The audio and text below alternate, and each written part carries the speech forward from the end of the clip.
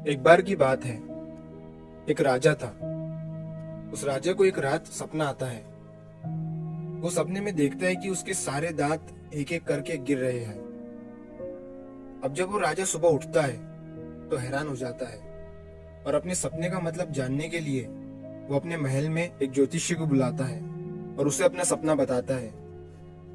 ज्योतिष्य राजा का पूरा सपना सुनने के बाद राजा से कहता है कि इस सपने का मतलब ये है कि आपके परिवार के सभी सदस्य आपके आंखों के सामने एक एक करके मर जाएंगे।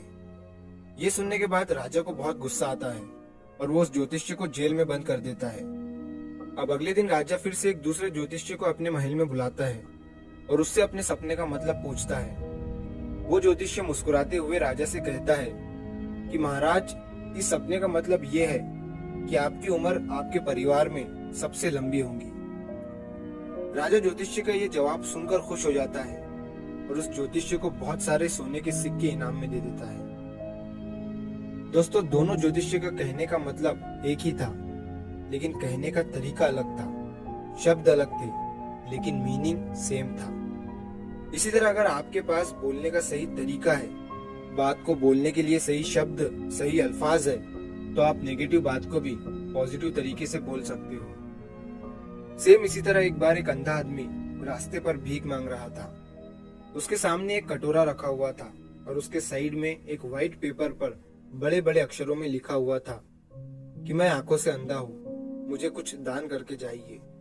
शाम तक उसके कटोरे में सिर्फ कुछ ही सिक्के लोग डाला करते थे। एक बार एक आदमी ने उस अंधे को नोटिस किया।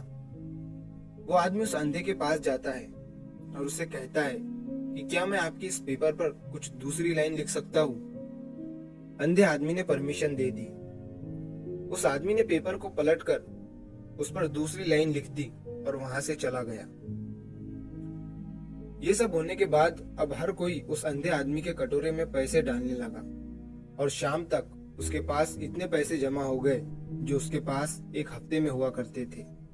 जब शाम को वही आदमी उस अंधे के पास आया तो अंधे ने उस आदमी से पूछा कि तुमने इस पर ऐसा क्या लिखा है जो मुझे लोगों ने इतना सारा दान कर दिया। आदमी ने मुस्कुराते हुए उससे कहा कि पहले इस पर लिखा हुआ था कि मैं आंखों से अंधा हूँ, मुझे कुछ दान करके जाइए।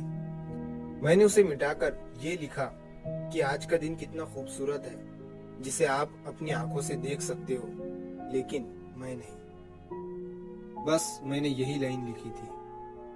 दोस्तों, कहते हैं कि इतना मत बोलिए कि लोग आपके चुप होने का इंतजार करें, बल्कि इतना सा और ऐसा बोलिए कि आपको लोग दोबारा सुनने की चाह रखें। जिस इंसान को बोलने का, बात करने का सही तरीका आ गया ना, वो पूरी दुनिया जीत सकता है। तो अगर आप इस वीडियो को और भी लोगों तक पहुंचाना चाहते हो तो इस वीडियो को लाइक करें ताकि YouTube इस वीडियो को और भी लोगों तक पहुंचाए। और अगर कहानी अच्छी लगी हो तो चैनल को सब्सक्राइब जरूर करिए।